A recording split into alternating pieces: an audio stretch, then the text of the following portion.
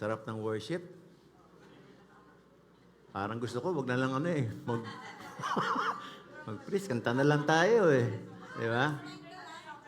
You know, this Sunday, bukod sa Palm Sunday po ngayon, that speaks of the triumphal entry of God, of Jesus Christ in Jerusalem.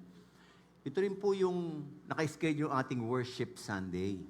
Supposed to be, we will be, sabihin natin, focusing our everything that we will be doing in worshiping Jesus. But I do believe that pwede naman po yan dahil we can worship God in so many ways. We can worship Him through our songs.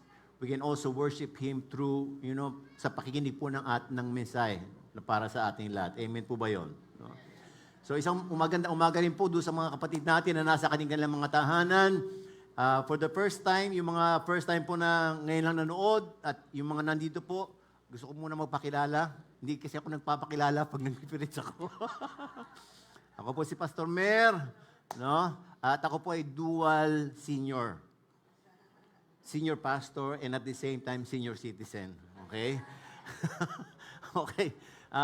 And we welcome all of you at I do believe that God has in store something for all of us this morning. Amen po ba yun? Do you agree? No? The title of our series is Wonderful. Wonderful. And alam niyo po, in this series, we intend to look into some of the miracles na ginawa po ng ating Panginoon. At hindi lamang po natin gustong tignan yung mga miracles as historical events, but to be able to see the important insights at yung mga timeless principles we can get para may apply po natin sa ating mga buhay. No? Alam po natin, pag pinag-usapan po natin yung miracles, ay it speaks of event that is outside yung ordinary course of nature. At hindi daw po siya kayang i-explain yung any scientific laws, no?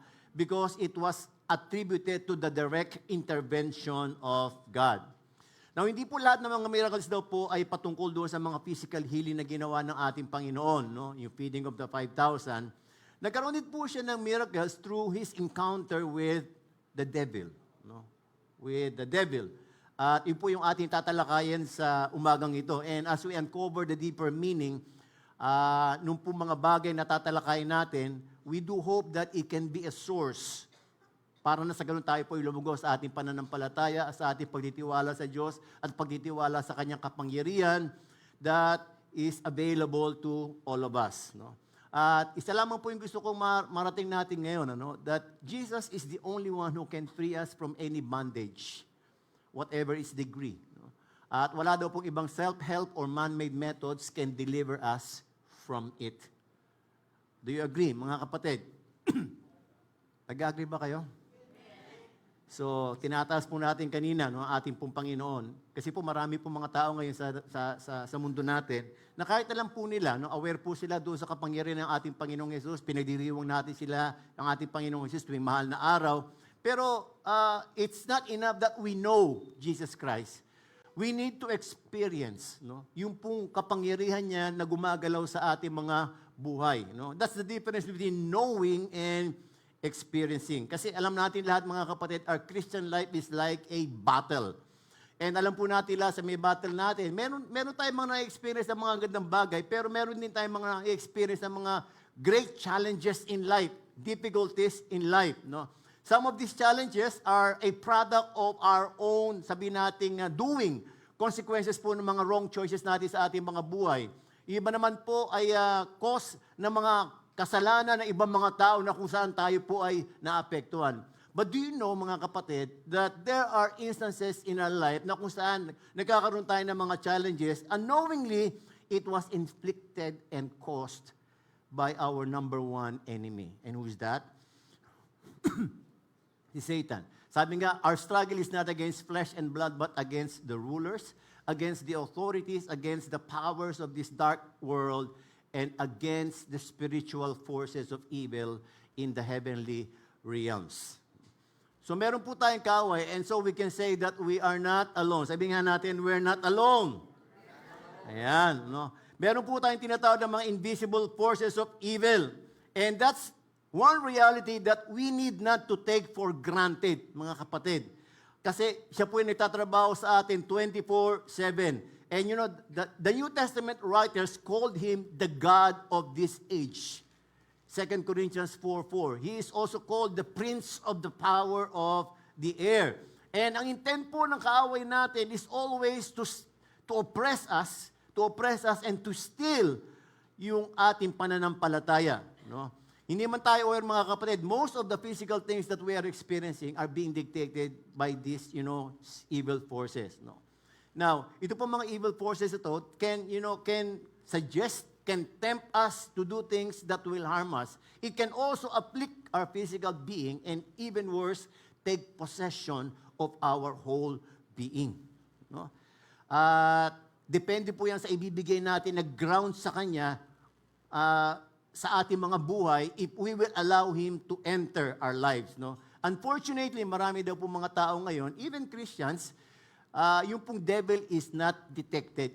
Hindi po nila masyadong nadedetect yung pong galaw ng kaaway dito sa mundo natin. And many people, they think na yung lahat ng mga bad things na nangyari sa atin ay is caused by God. No?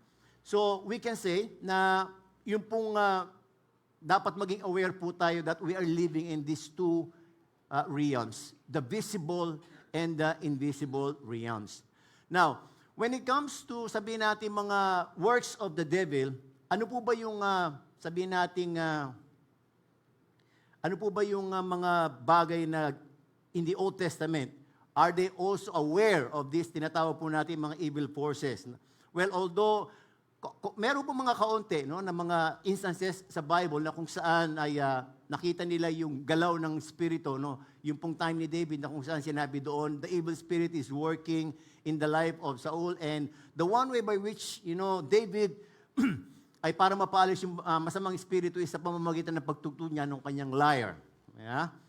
Now, yung pong exorcism in the Old Testament was already practiced as a ritual para na sa ganun mag-drive daw po yung mga evil spirit na kung saan ay napopossess yung isang tao, yung lugar o kaya yung isang object. No? And the Christian scholar Origen recognizes na yung mga Hudyo daw po ay merong special talent of exorcising demons. Hindi ko alam kung sino nakapanood sa exorcist. May nakapanood ba dito nung exorcist? Ayan. Yung nagtataas na kamay, mga matatanda lang kasi luma na yung exorcist Matagal na, Yayabang nyo. Tatanda rin kayo. Okay. So bago dumating ating Panginoon, yung pong exorcism has already been practiced. At ang nagpa-practice po nito yung mga teachers of the law. At sila daw po nagko-conduct nito and they do this publicly. Ginagawa po nila ito publicly na kung saan nakikita po ng maraming tao. Kaya lang they have their own rituals. Kaya lang nung makita po nila na kakaiba yung ginagawa ng ating Panginoon, doon sa mga ritual na ginagawa nila, medyo nainis sila. Na-offend sila kay Jesus Christ. Sinabi nila, it is only by Beelzebub, the prince of demons, that this fellow drives out demons. Kaya ka nakakapapalayas ng demonyo kasi kampong ka rin ng demonyo. Yun ang sinabi sa ating Panginoon. Pero sabi ng ating Panginoon, if I drive out demons by the Spirit of God, then the kingdom of God has come upon you. So sinasabi ng ating Panginoon, I am not casting out evil by Beelzebub, but I am casting out the devil by the power of God, the name of God. Kaya naman po, 1/3 ng ministry po ng ating Panginoong Jesus was spent in setting the people free from the domain and bondage of the devil. God will always do what only He can do, and that is to deliver His people from every kind of oppression, not only physical, but more importantly, spiritual. And deliverance is the answer to the cry of oppression in this world. Marami pong oppression ngayon sa mundo natin. Yung mga tormented, yung mga bruised, yung mga demonized people in this world, gusto po ng ating Panginoon, itong mga taong ito, ma-set free. And we will be looking at one encounter of Jesus Christ with the demons, and sana po sa pag-aaral po natin ito, makita po natin yung ating pong advantage, at yung responsibilidad natin bilang mga tao na kung saan pinili ng ating Panginoon na ma-deliver from the clutch of Satan. Na tayo po ay gagamitin ng ating Panginoon para yung pumundong ito na kung saan marami pong mga under the domain of Satan ay makatulong tayo na ma-set free natin sila. Amen po ba? We will look at Luke 8:26-30. Then sabi po rito, they sailed to the region of the Gerasenes, which is across the lake from Galilee. When Jesus stepped ashore, he was met by a demon-possessed man from the town. For a long time, this man had not worn clothes or lived in a house, but had lived in the tombs. Panandalihan po tayo manalangin. Ama namin sa langit, maraming salamat po sa pagkakataong ito na binigay mo po sa amin. Dalangin po namin, ikaw ang kumilos sa aming kalagitnaan.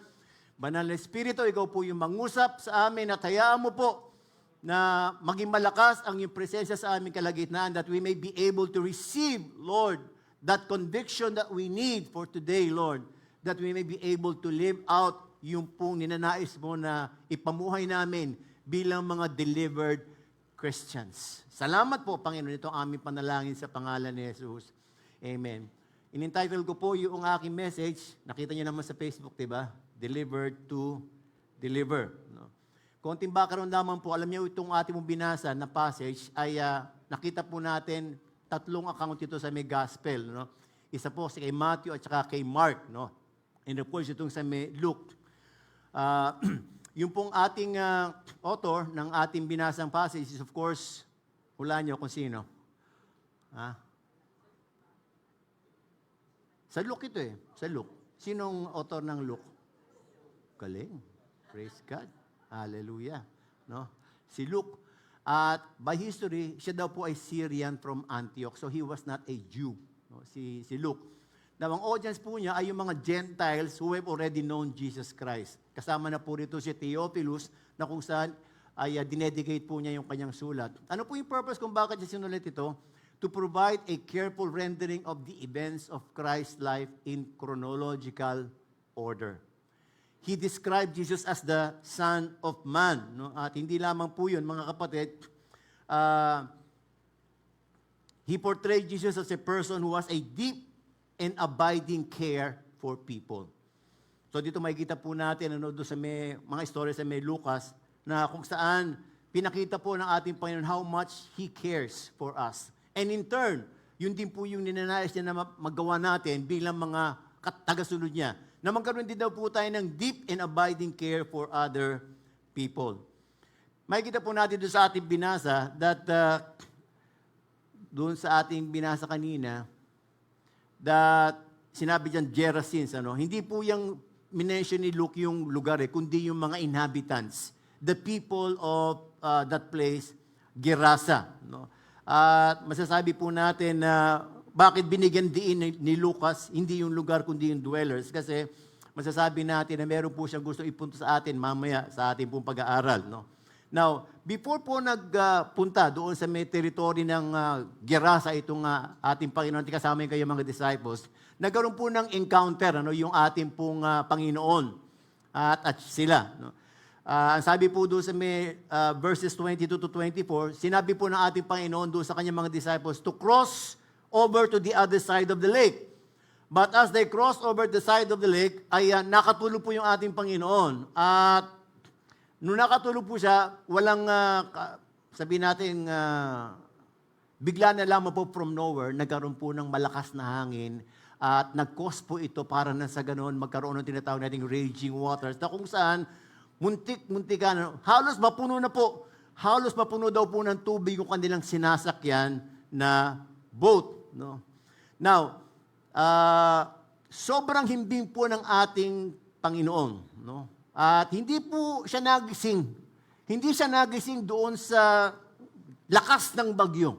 Alam niyo kung saan nagising ang ating Panginoon? Sa taranta at takot ng mga disipulo. Dahil nagsisigaw na sila doon. Now, be reminded na sa mga disciples ng ating Panginoon, meron po mga fisherman dyan, hindi po ba? Ilan po yung fishermen doon sa disciples ng ating Panginoon? Ilan? Ha? Tayo, hindi nyo alam, oh. Buti na lang, alam ko. Apat lang sila. Si Peter, si Andrew, si John, at saka si James. Apat lang po yung fisherman sa kanila. Lahat po hindi fisherman. Kaya I can imagine, 8 versus 4, ay mas sabihin natin, mas malakas yung boses nila. Yung 8 po, tarantan-taranta. No, doon sa may bagyong na ano nila. Now, ang sabi nila, Panginoon, tinawag po nila yung ating Panginoon. Sinabi niya, mamamatay na tayo, tulog ka pa ng tulog dyan. No? Sabi nila, sumigaw sila. No? Now, so sabi ko nga kanina, no, nagising siya ang ating Panginoon hindi dahil sa bagyo, kundi dahil sa sigaw nila. No? And ano pong ginawa ng ating Panginoon? He got up and rebuked the wind and the raging waters. The storm subsided and all was calm. Now you will notice, Luke used a word, rebuked. Okay? At alam niyo po, itong word na ito, kung titingnan po natin sa ibang mga passages, ginagamit po ng ating Panginoon ito kapag nagpapalaya siya ng demonyo sa loob ng tao. So ano po yung gusto sabihin dito ni Lucas? Jesus may have discerned that the one who caused the strong winds and the raging water was none other than Satan, the devil. Kasi even before time began, ang ating pong kaaway na si Satanas, nagkaroon po siya ng maraming pagtatangka na patayin ang ating pong Panginoong Jesus. No? So, pag pinag-usapan po natin yung, sabi po rito, no, so, wala pong idea yung mga disciples na nung nirebuke ng ating Panginoon yung wind, He is rebuking the devil. Ang nasa isip lang ng mga disciples, nung nakita lang nila, ang nakita nila is, well, wow, Jesus Christ has power over nature. But they never realized that behind that storm was an enemy that is trying to kill them, to destroy them. So, pwede palang mag-work, no, yung demonyo sa mga situations, no? And syempre, hindi natin alam minsan no. Alam niyo po na maraming mga works ang demonyo at ginagamit po niya mga situations para makapasok po siya sa mga buhay natin at ma-inflict tayo. At yun po yung masasabi nating dangerous thing Marami po mga tao ngayon, ang parang feeling nila, okay lang gawin itong mga bagay na ito. Not knowing, mga kapatid, na behind pala doon sa mga ginagawa nila, behind that is the enemy who is trying to destroy them. At marami pong nangyayaring ganyan, mga kapatid. No? Ano po yung example? Yung mga computer games, mga kapatid, it was inspired by the enemy. At ang akala lang ng mga tao, ng mga kabataan, okay lang maglaro. Panglibang-libang lang. Pero hindi nila alam, nagiging way ito para na sa ganun maka-inflict yung kaaway sa ating mga kaisipan. And it takes the powerful eyes of Jesus in order for us to discern the works of the enemy behind the physical situations. Now, nung makalagpas yung mga disciples doon sa bagyo, Siyempre siguro na sila, wow, salamat na lamang andito ang ating Panginoong Yesus. They were able to see the stillness of the storm, but they were not able to see the enemy that is behind the storm. Kaya po masasabi natin, hindi pa nila nakita kung gaano kamakapangyarihan ng ating Panginoon over the devil. And so, para mas mabigyan ng sabihin nating training yung mga disciples, nagbigay siya ng object lesson number 2. Ang sabi doon, nung sila po ay, when Jesus stepped ashore, he was met by a demon-possessed man from the town. Now, siguro tatanungin natin, usually kasi may daungan yung mga lugar, hindi po ba? Parang, ordinary ba na pagdadaong ka sa isang, sabihin nating, tawag doon? Duck. Ordinary ba? Normal ba na mayroong mga taong possess na nakakalat-kalat? Hindi ba? Kasi alam niyo mga kapatid, dumaong daw po sila ang Panginoong Yesus sa kanyang mga disciples sa ibang parte ng land. At yung dinaungan daw po nila is considered to be a no man's land. Now, ang tanong, bakit doon ka dumaong? Pwede ka naman dumaong dito. Well, alam natin lahat ang ating Panginoon, meron siya palaging purpose when He do things. No? Alam niya that He is to set free one individual at that time. Alam niyo po ba yung lugar na yun na dinaungan nila, wala daw po mga tao na napupunta doon kasi kinakatakutan daw po yung lugar na yun. No? Ito pong lugar na sinasabi rito ay parang haunted hill. No? At adjacent daw po dito yung sementeryo. Wala daw po nakakapunta doon kasi yung mga tao doon sa may lugar na yon, iniiwasan yung lugar na yon kasi alam nila meron isang taong demon-possessed doon who is very dangerous na po pwede silang atakihin kahit kailan. Now, the people of that town try to control that sabi nating demon-possessed. At ang ginagawa po nila, kinakadena po siya sa kamay at saka sa paa. Pero nagtataka sila, napipigtas nung tao na yon yung kadena sa kamay at saka sa paa. And so ang ginawa daw po ng mga tao doon, hinayaan na lang siya manirahan doon. Sige, diyan ka na lang, mag-isa ka dyan. Kaya wala daw pong naliligaw ng mga tao doon. That was the history behind that. Dito makikita natin na ang sabi doon sa salita, demon-possessed man. He's not the devil, but he is the devil inside the man. Hindi kasi nakita ng mga disciples yung the devil behind the storm. And so ngayon pinakita ng ating Panginoon sa kanila, pwede yun na ang demonyo, sabihin natin, magpanggap sa isang sitwasyon, but actually, is the demon. No? And yung pong word na possessed dito means to be under complete power of someone which manifests visibly in speech and action. So ito po makikita natin na ito possessed na tao na ito, he clearly personified the devil in his body. In speech, in action, and in the way he lived. Ipinakita po, kasi ang mga demons daw po, they love to demonstrate. No? Yung pong kanilang mga gawi, yung kanilang lifestyle. No? Now, hindi ko po alam kung nakakita na po kayo ng demon possessed. Nakakita na ba kayo? Meron ba nakakita na rito? No? Siguro nag-iisip tayo, ano kaya itsura ng isang demon possessed? No? Pwede ba tingnan niyo katabi ninyo?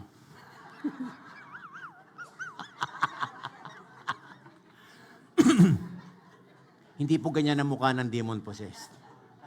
God-possessed po yung mga katabi ninyo. Amen? Ha? Okay. Alam niyo pa, pinag-usapan po natin yung demonyo at saka ano itsura ng demonyo. Ang dami pong tumatatak sa isipan natin, di ba? Pangit, nanilisik yung mata, di ba? Madumi, di ba? Mabaho. Marami tayong mga naisip eh. And we even associate yung demons sa mga tao na gumagawa ng mga kalokohan. Yung mga nangaabuso, mga api, mga walang kaluluwa, di ba? Ang tawag natin sa kanila, demonyo ka. Ha? Ayan, di ba? Meron ba kayong demonyo sa bahay ninyo na tinatawag nyo na demonyo ka? Di ba? Sana naman, wala. No?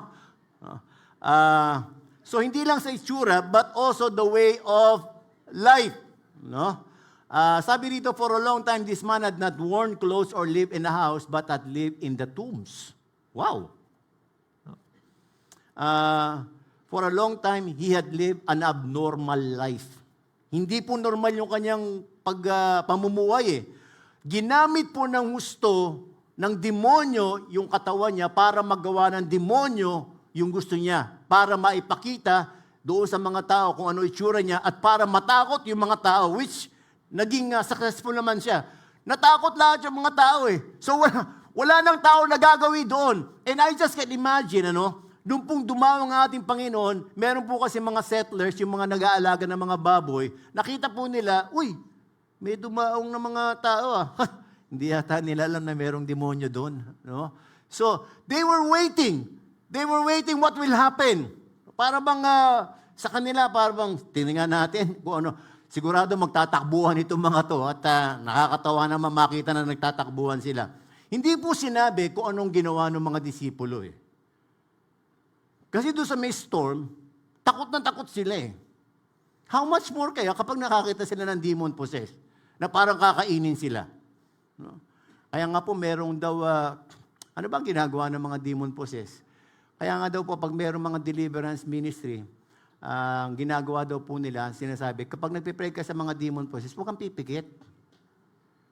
Kasi pag pumikit, baka hindi mo alam, sinasakal ka na nung demon possessed.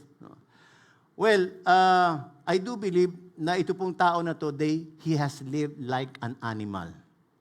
Bakit? Walang damit eh. Meron ba kayo nakita mga animals na may damit? Meron sa mall, di ba? Nandun pa nga sa mga ano tawag doon? May crib pa eh. Di ba? May crib pa. Tapos para, except siguro doon sa mga yun, sa mga aso na gano'n, no? Na wala sila bagwa sa buhay nila kundi mag-alaga ng aso. No? Pero, alam natin lahat, walang animals na merong damit. So nabuhay po siya ng walang damit. At ang sabi dito, wala po siyang tinitiran kundi mga nicho. Ang mga nicho, mga kapatid, simenteryo, kinatatakutan po ng mga tao yan eh. Tama po ba? No? At hindi siya natatakot. Bakit? Kasama niya yun eh. Kasamahan niya yung mga kampo ng darkness eh. They are living in darkness eh. Doon nga po sa may, tawag dito? Doon kila Sister Annie, bago ka pumunta kasi pupunta ka kasi doon sa maglalakad ka, sa probinsya kasi uso yung mga sementeryo eh, no? Tawag dito, madadaanan mo, hindi ba? Kayo po, kapag dumadaan kasi sa may sementeryo, anong nafe-feel ninyo? Para bang sabi nyo, sarap namang dumaan dito. Para, enjoy ako rito. Aayain ko yung mga friends ko na dito kami mag-hangout no, sa may sementeryo. Wala naman siguro, hindi po ba? Nakakatakot yun eh. Okay. Now, hindi lamang po yung mga kapatid, yung sa account po ng Gospel ni Mark, ang sabi doon, sinusugatan pa daw po nitong demon possessed na to yung kanyang sarili kasi meron siyang bato na hinihiwa niya yung kanyang mga no? At alam niyo mga kapatid, ako po nakakita na po ako kung paano pinapahirapan ng demonyo yung mga possessed. Iba-iba po yung ginagawa nila. Yung iba, ang ginagawa nila, may putik, idudukduk yung kanina mukha doon sa may putik. Gaganon. No? Sobrang tindi. The intent of the enemy is to destroy the image of God in us. And sino po yung nagpo-fall victim ng demon possession? No? Sabi ko nga kanina, hindi naman po papasok yung demonyo sa atin nang hindi natin pine-permit na pumasok sa atin. Usually, meron pong entry point ang demonyo sa ating mga buhay. Alam mo ba kung ano yun? Mamaya, tatalakayin natin. No? Kung ano yung entry point. Now, ito po yun eh. Nung makita daw po ng demon possessed sa ating Panginoon, sabi dito, he cried out and fell at his feet, shouting at the top of his voice. Hindi ko alam kung gaano kalakas yun, mga kapatid. Kasi di ba kapag demon possessed ka, nag-iiba boses nun eh. Kasi ang intention ng demonyo, manakot eh. Kaya yung boses niya, halimbawa ang boses niya dati, normal eh, ganito. Ayan. Ganito! Ganyan, parang talagang tatakutin ka eh. No? Kaya po yung mga nagdi-deliverance, usually, kapag hindi daw po talaga sanay doon sa may deliverance, huwag ka na lang sumama. No? Kasi talagang nakakatakot po kapag makita mo lang nalilisik yung mata tapos umiikot yung balls ng mata. Hindi pa ako nakakita na umiikot yung leeg eh. No? Doon kasi may exorcism, may umiikot yung leeg eh. Meron ako nakita yung gumagapang na parang ahas. No? Ganyan. No? Maraming ginagawa mga kababalagan, yung mga possessed, at ang intention ay takutin tayo at sabihin na mas makapangyarihan sila. No? Pero sinabi rito, He shouted at top of his voice. Now, ang sabi po rito, he fell at the feet of Jesus Christ, but it was not an act of worship. Hindi po siya para sambahin si Jesus.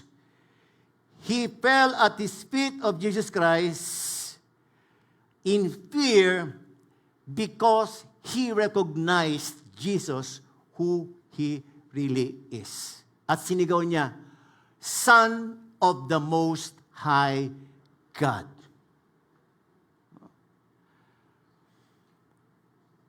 Na-recognize po niya mga kapatid, no? Ano po yung sinasabi nito? It was a shout of fear. No? It was a shout of fear. No? Ano po yung nakita ko dito mga kapatid? Alam niyo po, ang demonyo po, meron po rin siyang mata that can see beyond the physical. The devil had eyes to see beyond the physical. He saw with fear not the man, Jesus, but the Spirit of God that is working in and through Jesus.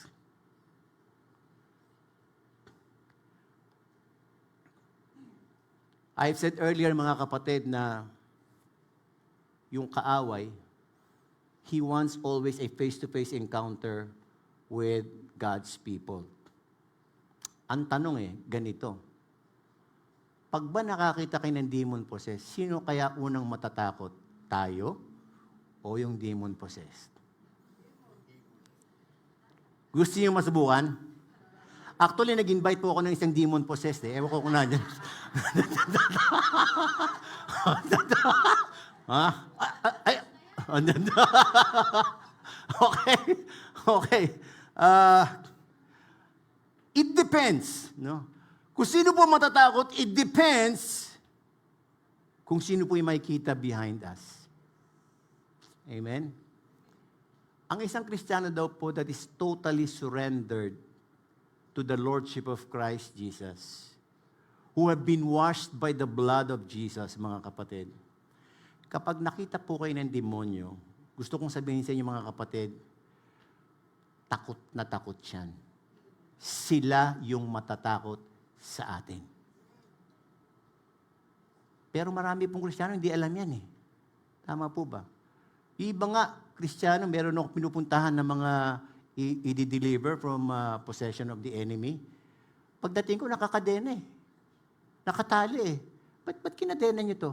Kasi po, baka mamaya, hindi po namin mapigilan Ang lakas-lakas po niya Natutulak po kami Kaya kinadena na po namin. No? Tanggalin yung kadena. Sigurado ka, Pastor? Parang takot na takot sila na sigurado ka, natatanggalin na. Tanggalin nyo. No? Siguraduhin lang natin, mga kapatid, na ang talagang Panginoon natin, na tayo nahugasan ng dugo ni Kristo. Kasi, not until we are sure that our lives are totally surrendered to God, don't ever dare to have a face-to-face encounter with the devil. Because we will not win. Meron po kami mga, pag nagdi-deliverance po yung aming dating leader sa amin, sa dati kong church. Alam niya kapag merong mga hindi matatag doon, labas. Pinapalabas. Kahit mga Kristiyano, pinapalabas. No? Yung isa ang yabang, hindi lumabas. Nung pinalayas yung demonyo, tumalon sa kanya yung demonyo. Buhay po Buhay ang demonyo. Tumatalon. Lumilipat. No? Ganun po. No? Now, pero dito mga kapatid, makikita natin, nung makita nung demonyo ang ating Panginoon, he cannot stand in the presence of Jesus Christ. At wala pa pong ginagawa yung ating Panginoon sa kanya, nagtanong na kagad siya, what do you want to do with me? Di ba? Alam niya. And, hindi na kailangan ng ating Panginoon yung mga rituals na katulad na ginagawa ng mga teachers of the law para palayasin yung demonyo. He only needs to say the word and say, you devil, come out of this man. Tapos. At sinabi nga po, lumabas. Kaya lang, meron po mga twist itong story na binasa po natin may mga strange twist dito eh. Kasi, ito po yung chapter na nakita ko na napakaraming mga request. Napakaraming request at saka napakaraming mga pagkatakot na sinabi. No? So dito makikita natin, nag-request po yung demonyo. Nag-request yung demonyo sa ating Panginoong Yesus. Alam niya, palalabasin siya eh. Kaya lang, masyado nang komportable yung demonyo doon sa lugar na yun eh. No? Para bang naging hangout niya na yun eh. So ayaw niya umalis doon sa may lugar na yun. Okay? So ang sabi niya, I beg you, don't torture me. No? Saan po nagaling yung word na torture? Well, that was the same word, that was the same thing that he was doing sa lahat po nagiging victim niya. Tino-torture po niya yung lahat nagiging biktima niya. Torture in every way, mga kapatid, physically, emotionally. No? At nakita ko rito, ginrant ng ating Panginoon yung request niya. Jesus granted his request. No? At ang sabi po rito, Luke 8:32, a large herd of pigs was feeding there on the hillside. The demons begged Jesus to let them go into them, and he gave them permission. When the demons came out of the man, they went into the pigs. Ayan. Siguro habang binabasa natin, ang dami mga tanong na ano sa isip natin. No? Ano yung unang tanong nyo? Ha? Ano yung unang tanong ninyo? Ha? Ilan yung pigs dito na sinasabi? 2,000 pigs. 2,000 pigs ito, mga kapatid. Hindi ba pumasok sa isip nyo yung tanong na, bakit sa baboy?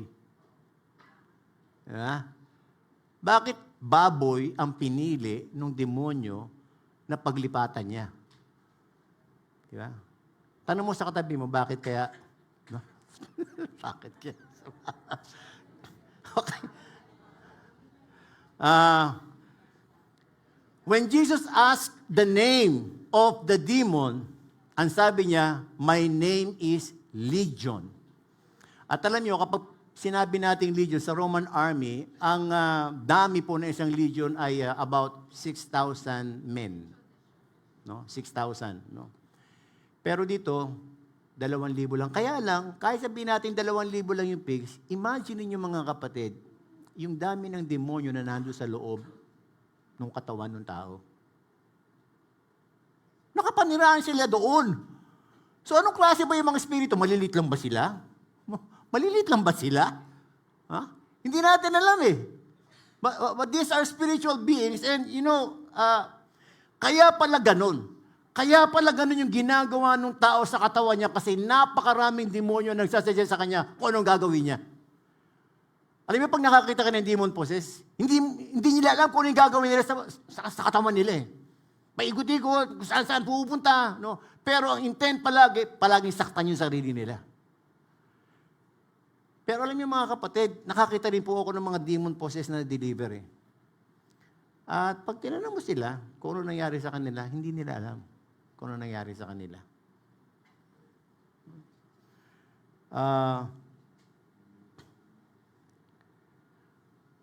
Dito makikita po natin that the demons have revealed kung saan lugar sila comfortable magstay. No? Mas gusto po nila yung madumi, mabaho, at madilim. Ayan. Gusto niyo po bang pupunta sa mga tao, sa mga lugar na ganon? Yung madumi, mabaho, madilim? Ha? Meron po ba kayong mga ganon na gustong puntahan? Ang naalala ko lang noon, pag yung dati, nung mga, nagde-date yung mga kasing age ko dati, sa sine, ang pinipili nila yung KKK eh. Kataas-taasan. Kadilim-diliman. Kasulok-sulukan. Inabot mo ba yung MJ, yung mga sining ganon? Wala naman, ano? O, dati kasi mga sine merong balcony. O, may balcony. Ayan, o. Kataas-taasan. Okay. Well, gusto ko lang bigyan kayo ng idea kung ano yung gustong-puntahan ng mga demonyo. Kaya alam niyo yung mga bahay na masasabi natin hindi napupuntahan, hindi nalilinis, asahan mo, baka may naninirahan dyan, no? Na mga evil spirits. Hindi naman tinatakot ko kayo, no? Pero yun ang totoo. No? Yun ang totoo. Now, siguro pangalawang tanong, bakit baboy? Bakit baboy? Alam natin lahat, in the Old Testament, that pigs are considered as unclean animals. Kaya po, masasabi natin na pagan place ito eh. Hindi siya Jewish nation. Why? Hindi po nag-aalaga ng mga baboy ang mga Hudyo. Ang inaalagaan nila tupa, hindi baboy. At wala ka raw po makikitang baboy. No? And we can see that in all Muslims area, nakatabi po yung Israel, wala po kayo makikitang baboy. No? Bukod sa unclean animals ang baboy, mga kapatid, pinoprohibit po ng Diyos na kainin natin ang mga baboy. Pero, maraming mga Pilipino ang gustong-gusto ng baboy. Ayan. Kahapon nga pinuntahan namin may lechon Tapos nung bigayan na ng lechon,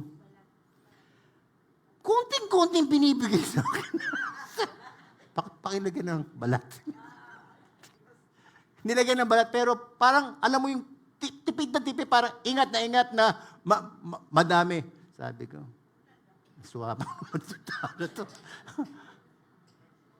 Paborito natin kahit yung baboy, pero alam mo mga kapatid, sinasabi na sa Bible, masama para sa katawan natin yan.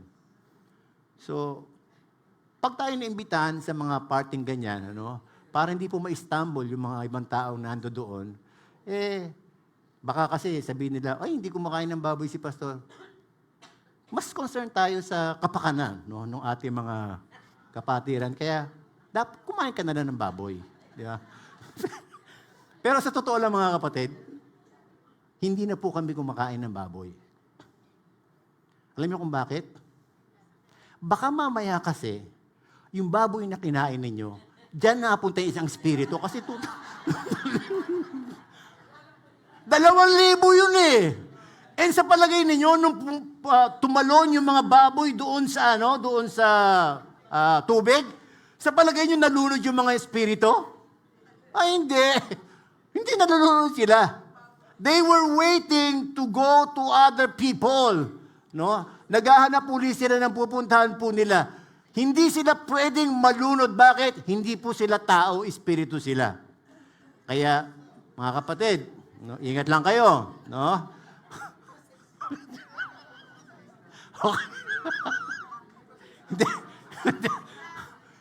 Lilipat sa mga isda na walang kaliskis. At sa mga hipon at saka sa mga pusit. Ayan. Okay. Sige. Gusto niyo Gusto niyo yan Okay.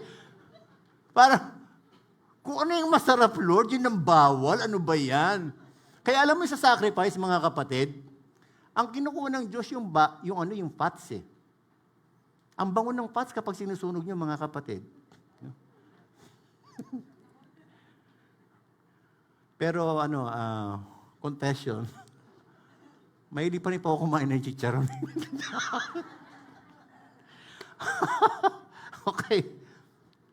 Okay. So, yun po, kasi unclean, ang baboy, kaya yun ang madaling puntahan Kailangan nila ng something na pwede silang manirahan. So, alam natin lahat, hindi po natin alam kung ano nangyari doon sa mga pigs na yon, pero alam natin lahat, they were free again to trouble someone else. Dahil hindi po sila nalunod ng tubig. Now, pagdating po naman doon sa response sa miracle na ginawa ng ating Panginoon sa may demon-possessed, ano po ba yung naging response ng mga tao na nandoon? Sabi po dyan, when those tending the pigs saw that what had happened, they ran off and reported this in the town and countryside. Tapos yung mga tao daw po pumunta para makita yung tao na dating demon-possessed. At ang sabi doon, they found the man from whom the demons had gone out sitting at Jesus' feet, dressed and in right mind. And they were afraid. Ano, bakit natakot? Ayos na nga yun eh. Di ba? May damit na eh. Tapos okay na yung kanyang kaisipan. Bakit natakot? So ang nangyari, yung nakakita doon sa may demon possessed na yon, umalis uli. Tapos ipinamalita. O yung demon possessed, normal lang ngayon. No? Hindi nila naisip na milagro yun eh. Di ba? Milagro. For a long time, pinapahirapan siya ng kaaway eh. Tapos ito po ang nangyari, no? Then all the people of the region, no? Kasi yung mga nasabihan kung ano nangyari, pumunta uli sila kay Jesus Christ. Ano sinabi kay Jesus Christ? They asked Jesus to leave them. Because of what? They were overcome with fear. Sa palagay niyo, saan natakot yung mga tao? Ha? Natakot na, di ko alam bakit. Baka bumalik uli yung yung demonyo doon sa Hindi. Kasi si Jesus Christ ang nagpalayas ng demonyo eh. Pero kay Jesus sila natakot. Takot na takot sila doon sa may tao na yung demon possessed eh. Hindi nga sila nagpupunta doon sa may lugar na yun eh. Pagkatapos nung nawala na, na-deliver na, ang ipinamalita nila, hindi maganda. No? At gusto pa nilang umalis. No? So,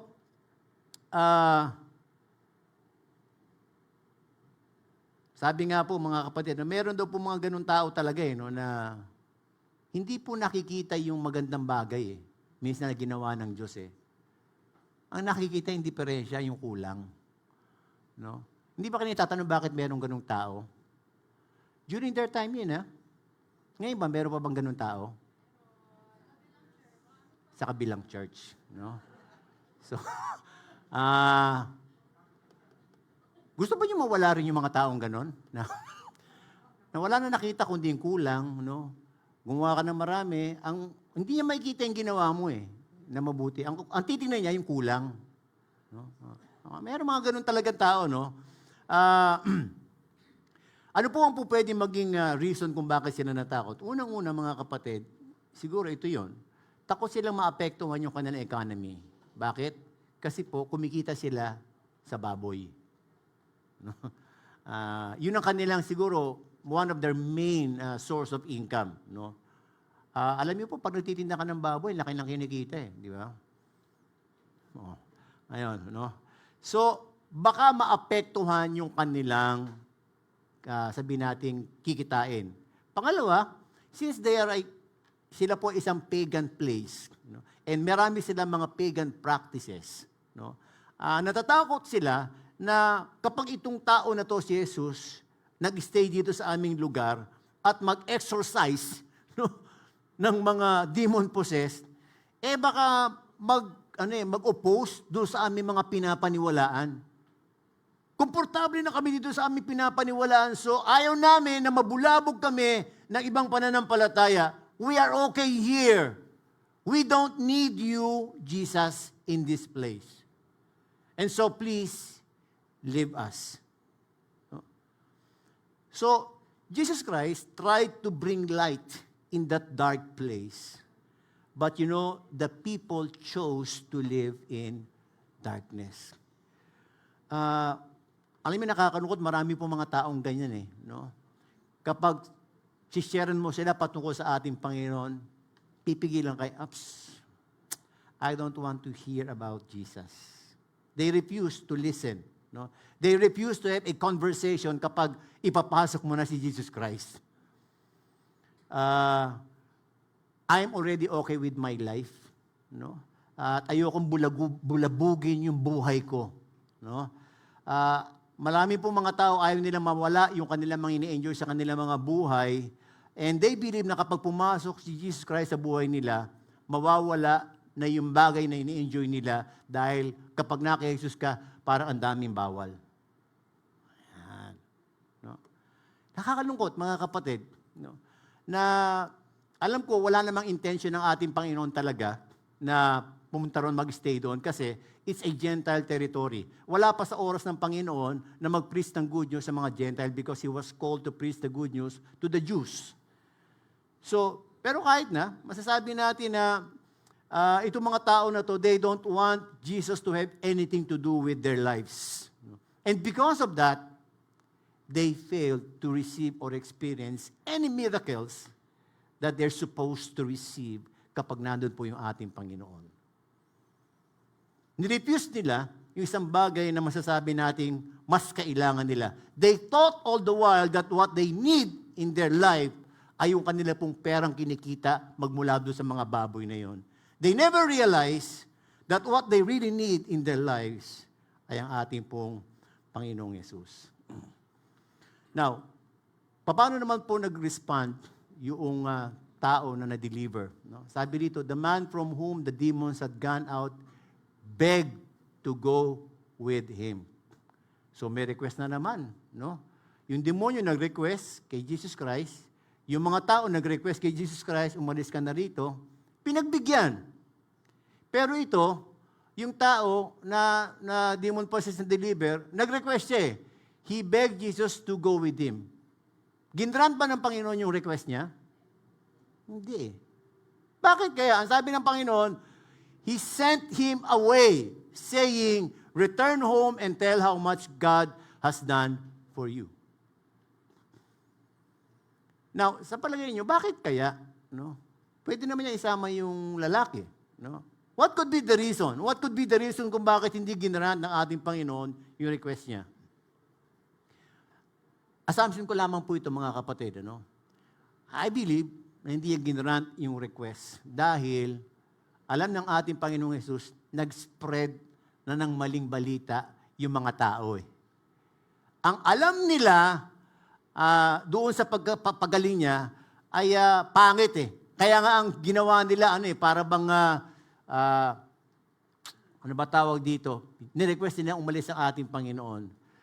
Jesus Christ, kahit hindi po niya time na magpunta sa mga Gentile territory, well, Jesus Christ, he thought that this man can be his forerunner to prepare the place.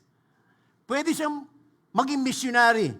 At yun naman po ang nangyari, mga kapatid. So the man went away and told all over town how much Jesus had done for him.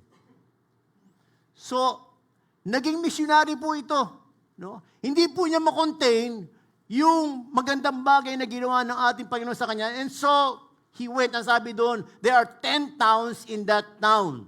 At lahat po yun, pinuntahan itong nag-iisang tao na to na ginawa ng milagro ng ating Panginoon.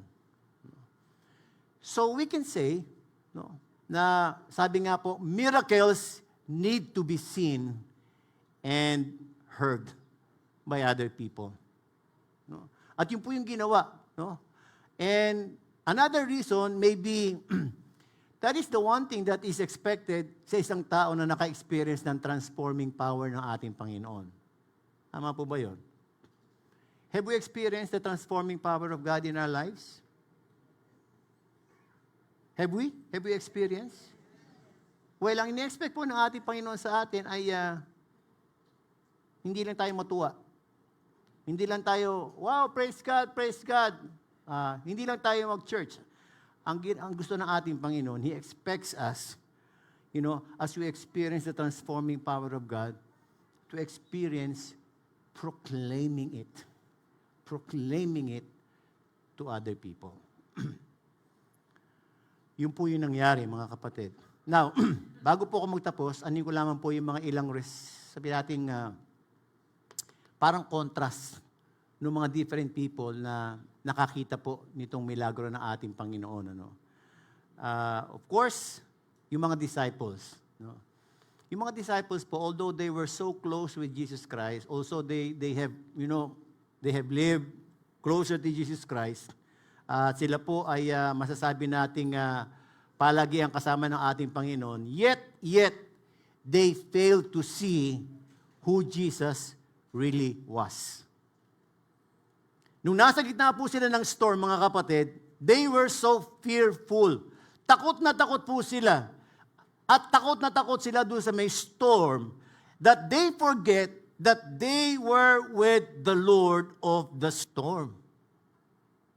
So, posible pala na kahit close na close tayo kay Lord, kahit sabihin natin we have been with Jesus, no? Through our devotions, to the Word of God, pwede pa rin pala na hindi natin ma-experience yung transforming power ng Diyos at hindi natin mas maunawaan yung extent ng kapangyarihan ng ating Panginoon.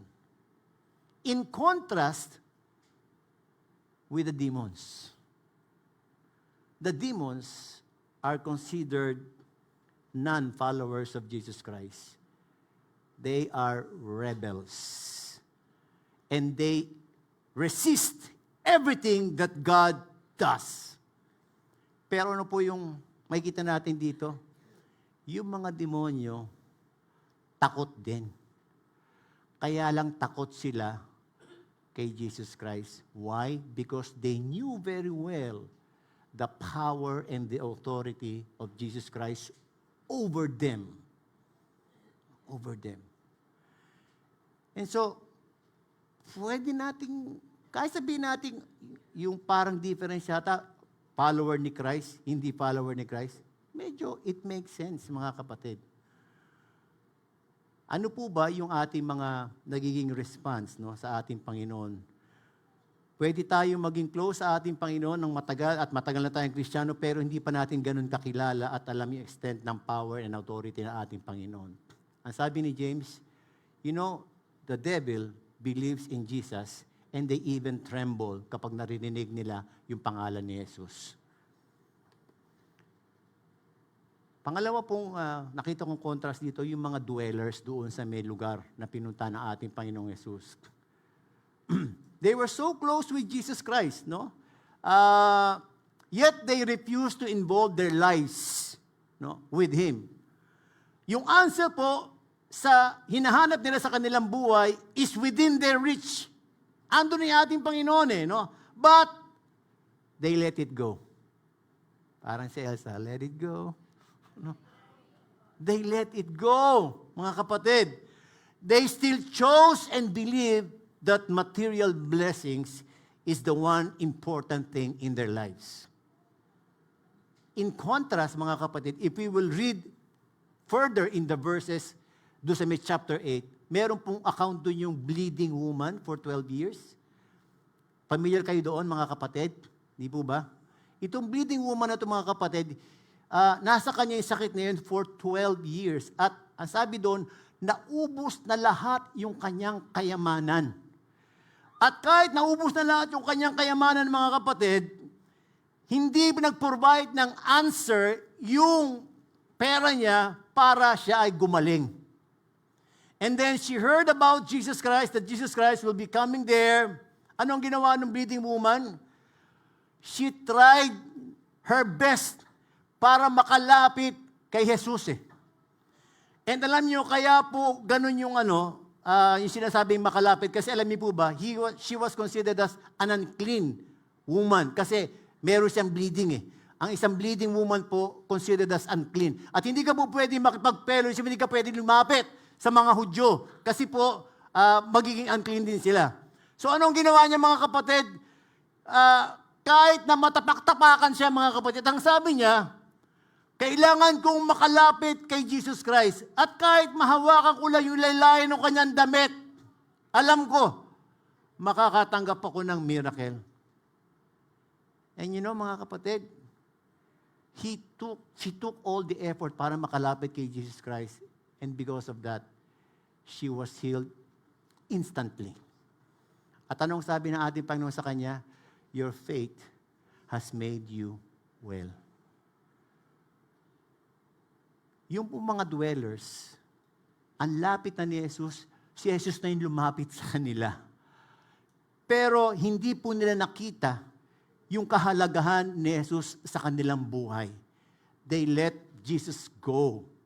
And you know, ang nangyari? They were not able to receive a miracle. Not like the bleeding woman, mga kapatid. Last na contrast na nakita ko rito mga kapatid, of course, yung demon-possessed man. Ano? Nasabi ko kanina na meron pong entry point kasi yung demonyo sa ating buhay.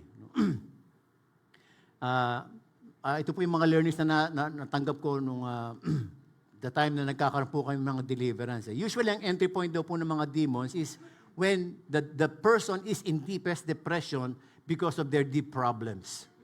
At kapag ang tao daw po ay nagumpisa na magkulong sa kwarto, hindi papatayin yung ilaw, isasara yung bintana, hindi kakain, no?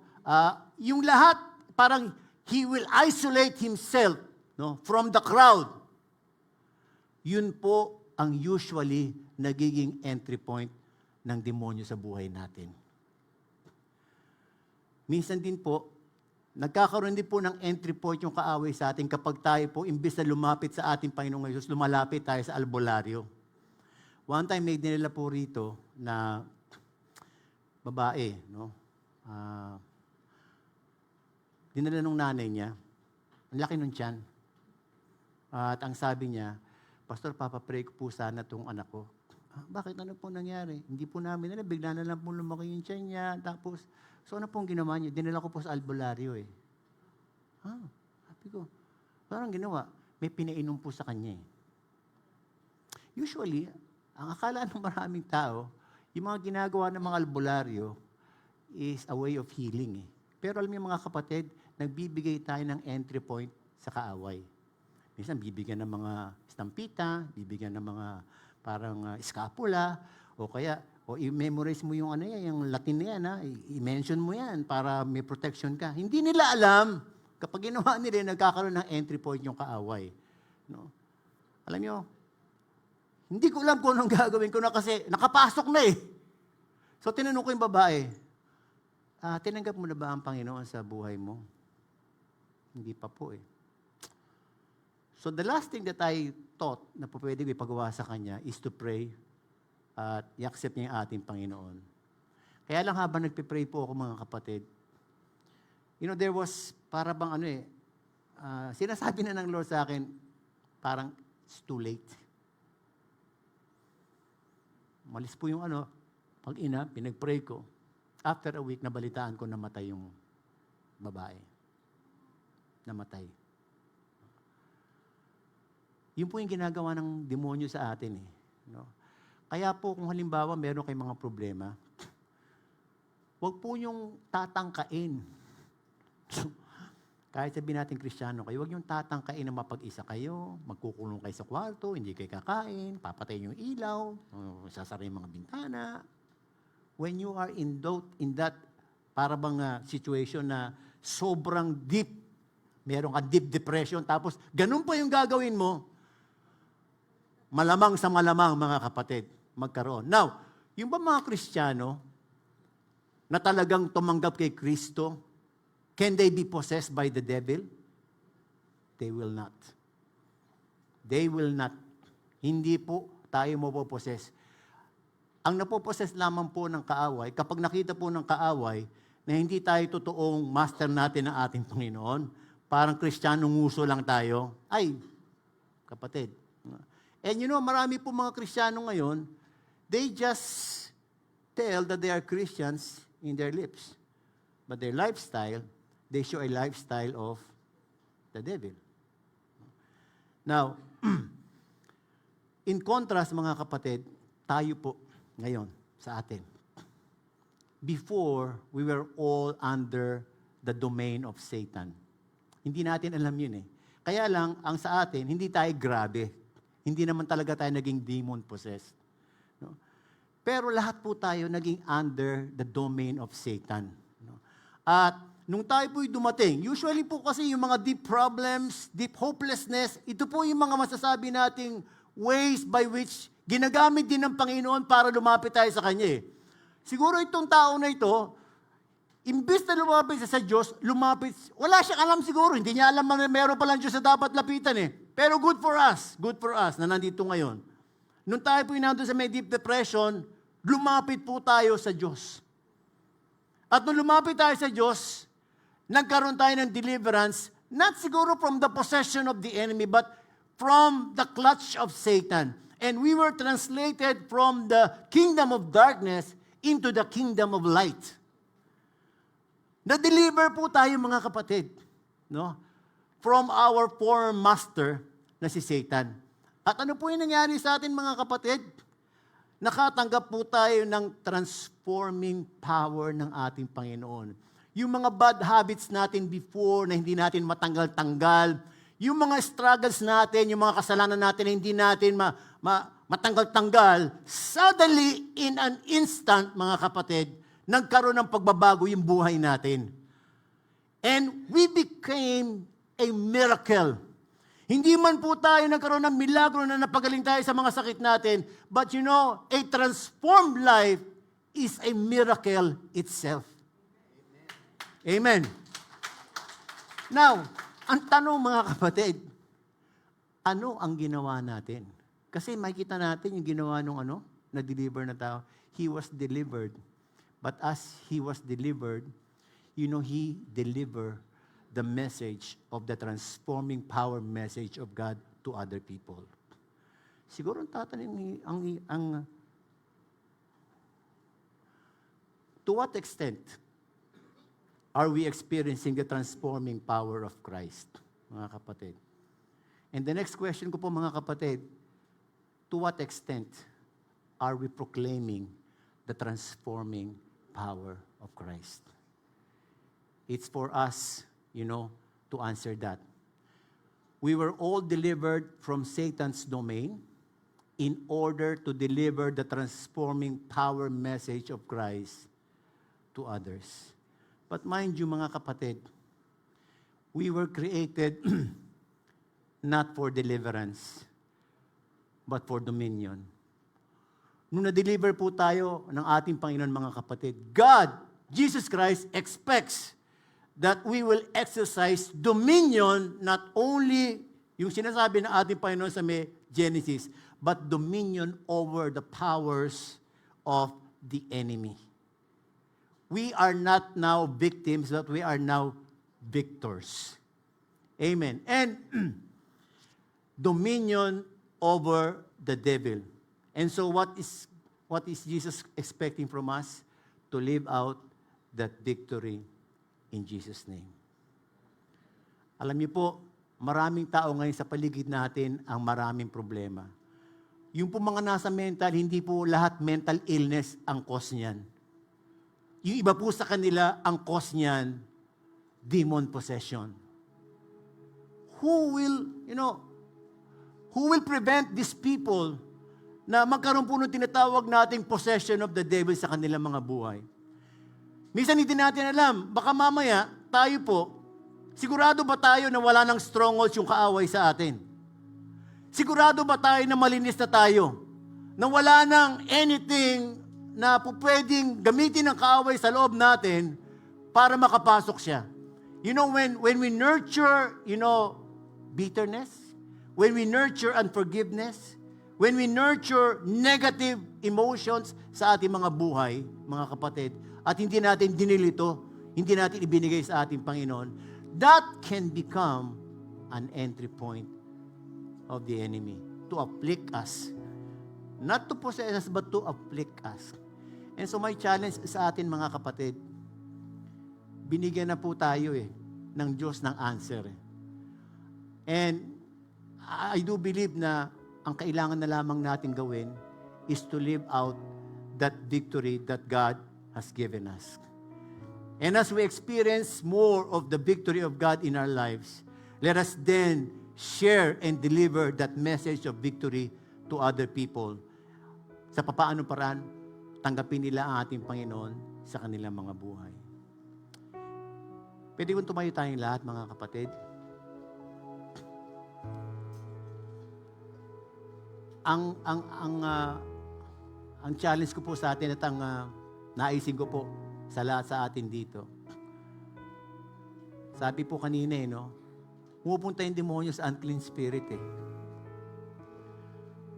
Are we sure that we are clean all throughout inside of us?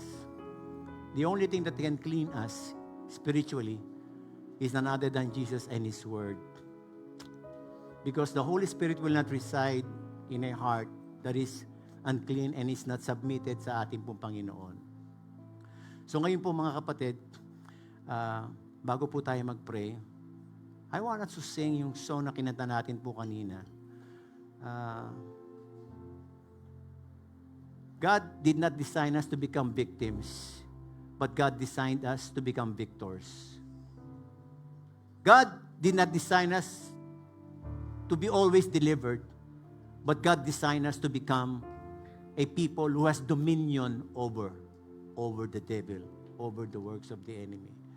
Let us not give a chance to the devil in our lives and in the lives of other people. But let us, sabihin natin, be serious in our walk with God, and let's make sure that He is the only one na tinitingala natin na master ng ating buhay.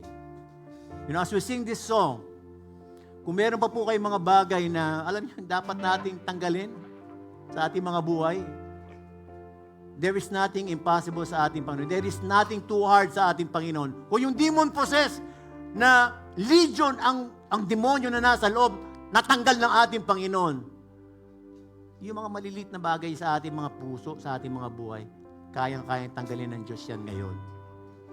Ang tanong lang, are we ready to let Jesus Christ remove that? Sige po, let's sing this song. And as we sing this song, mangusap po tayo sa ating Panginoon. Thank you, Jesus.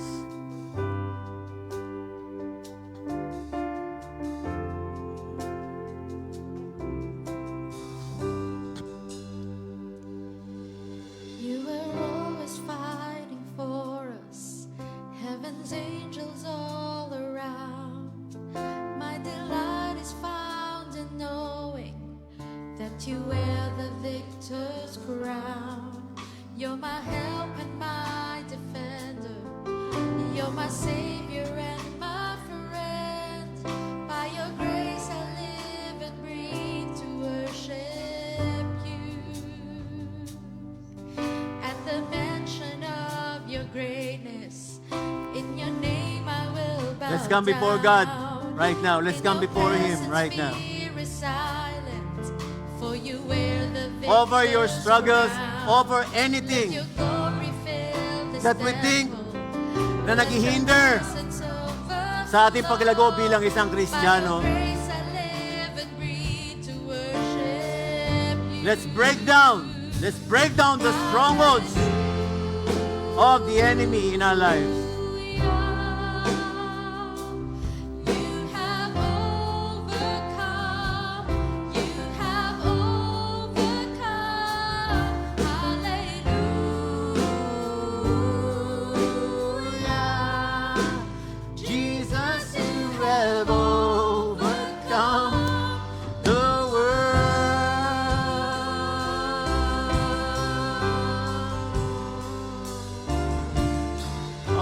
Oh God.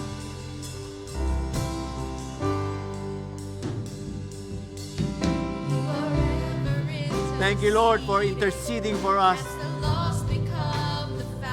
Yes, oh God. Thank you, Lord. Thank you, Lord, for delivering us.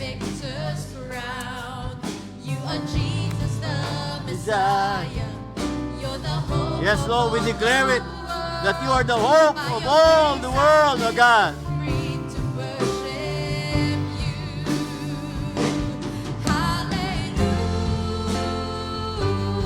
Let's offer everything unto God right now.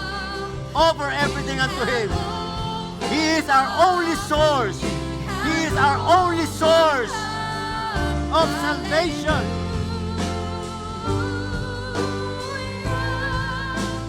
Jesus, you have overcome the world. Let's break all the strongholds of the enemy right now in our lives. Let's even break the strongholds in our families, in our loved ones. We have overcome. We have overcome.